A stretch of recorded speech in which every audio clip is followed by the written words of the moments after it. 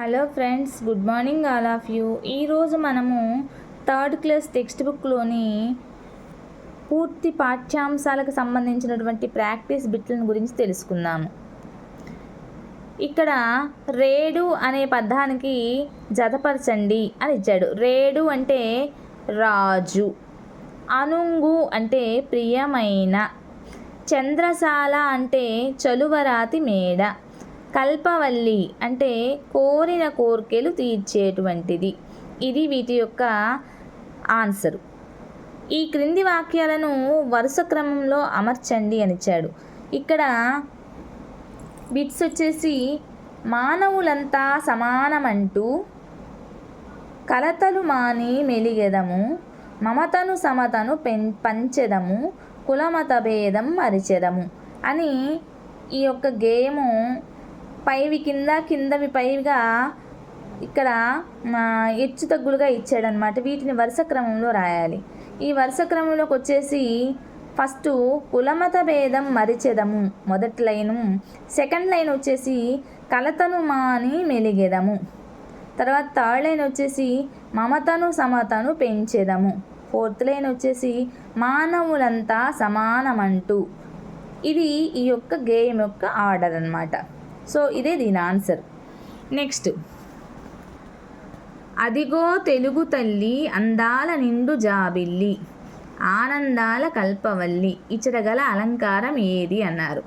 ఇది అంత్యానుప్రాస అలంకారానికి సంబంధించినటువంటిది. అలానే లియో టాల్స్టాయ్ రచించినటువంటి సమరము శాంతి అనేది ఒక ఏంటిది అని ఇచ్చాడు. ఒక నవల, కథ, వ్యాసమా, కథా సంపుట? ఇది నవలకు చెందినటువంటిది. నా నిజాం రాజు జన్మ జన్మాల బూజు అని నినదిస్తున్నటువంటి నిజాం నవాబు గుండెల్లో సింహ స్వప్నమై నిద్రించినటువంటి కవి దాశరథి కృష్ణమాచార్యులు గారు. తెలుగు తల్లి గేయాన్ని చదివి విద్యార్థి తన భాషలో ఉన్నటువంటి దేశభక్తి గేయాన్ని నేర్చుకొని పాడాడు. అతడు సాధించినటువంటి సామర్థ్యం ఏంటి? అతడు సాధించినటువంటి సామర్థ్యము ప్రశంస అన్నమాట. నిర్భయం, ఇది ఏ సంధి? దాన్ని విడదీసేటప్పుడు ఎలా విడదీస్తాము? ని ప్లస్ భయం, నిర్భయం. కనవోయి తెనుంగురేడ అదే నీ అనుంగు నేల అనే వాక్యంలో అనుంగు అనే పదానికి అర్థము అనుంగు అంటే ప్రియమైనది అని అర్థం అన్నమాట. తెలుగుకి ప్రకృతి రూపం వచ్చి త్రిలింగం. తల్లి భారతి వందనము, నీ ఇల్లేమా నందనము. ఈ యొక్క గేయం యొక్క రచయిత ఎవరు? దాశరథి కృష్ణమాచార్యులు గారు అన్నమాట. వంపులు తిరుగుతూ వయ్యారంగా పెనుగంగమ్మ ఉరకలు చూడు అన్న గేయ పంక్తులు ఏ గేయంలోనివి? ఇది రేలా రేలా రేలా రేలా అనేటువంటి గేయంలోనివి అన్నమాట. నా కాళ్ళు మాత్రము చీపురు పుల్లల్లా ఉన్నాయి, ఏం బాగాలేవు అని అనుకున్నది ఎవరు? జింక, ఒంట, మేక, గుర్రమా? దీని ఆన్సర్ వచ్చేసి జింక. పావురాల జంట చూడు, పాలపిట్ట పాట చూడు, ఇచ్చట గల అలంకారం ఏంటి? దీనిలో ఉన్నటువంటిది అంత్యానుప్రాస అలంకారం అన్నమాట. స్తంభం అను ప్రకృతి రూపానికి వికృతి రూపం వచ్చేసి కంబం. సింహం, మత్తగజం, పావురం పదాలను నానార్థాలుగా కలిగినటువంటి పదము కంఠీరవం. ఆకాశం, పాలపిట్ట, శరణం, ఆధారం అనే పదాలను నానార్థాలుగా కలిగినటువంటి పదం దిక్కు. ఏటిలోన ఊట చూడు, నదిలోన సుడులు చూడు, అందరికీ అండగా నిలిచే అడవి తల్లి అందం చూడు అన్నటువంటి పంక్తులు రేలా రేలా అనేటువంటి గేయంలోనివన్నమాట. 3వ తరగతి పాఠ్యపుస్తక నిర్మాణంలో సోపానాలు సరైన క్రమంలో రాయండి అని ఇచ్చాడనమాట. అయితే ఈ సోపానాలు వచ్చేసి సన్నివేశ చిత్రము, అలానే పాఠము, పదాలు, అర్థాలు, కవి పరిచయము ఇలాగా వరుసగా వస్తాయి అన్నమాట ఈ యొక్క సోపానాలు. అంతేకాకుండా ఆలూరి బైరాగికి సంబంధించినటువంటి రచనలు గుర్తించండి అన్నారు. ఇక్కడ ఆలూరి బైరాగి రచనలు నూతిలో గొంతుకలు, అదేవిధంగా చీకటి మేడలు. నెక్స్ట్, ఆలూరి బైరాగికి సంబంధించినటువంటి అంశాన్ని గుర్తించండి అన్నాడు. ఈయన సంచార జాతుల గురించి తెలుగులో కథలు రాసినటువంటి తొలి రచయిత అన్నమాట.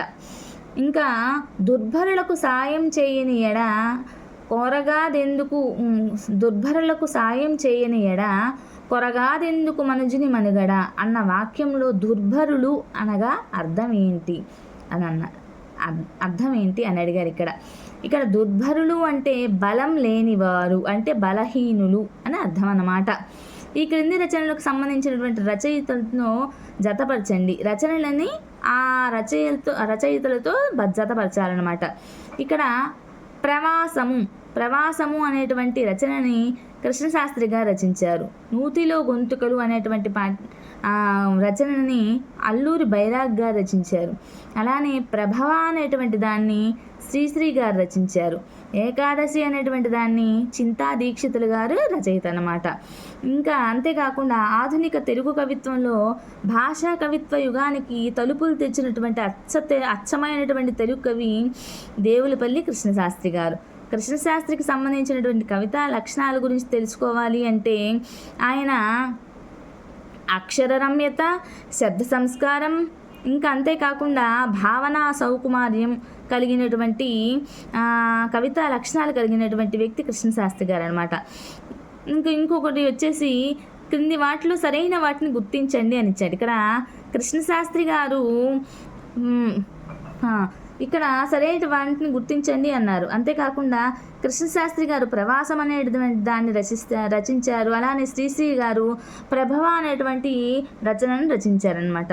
ఇది ఫ్రెండ్స్, మీకు కనుక ఈ వీడియో నచ్చినట్లయితే ప్లీజ్ లైక్ చేయండి, షేర్ చేయండి, సబ్స్క్రైబ్ చేయండి. అంతేకాకుండా ఫ్రెండ్స్, నేను మీకు థర్డ్ క్లాస్కు సంబంధించినటువంటివి 29 బిట్స్ చెప్పాను.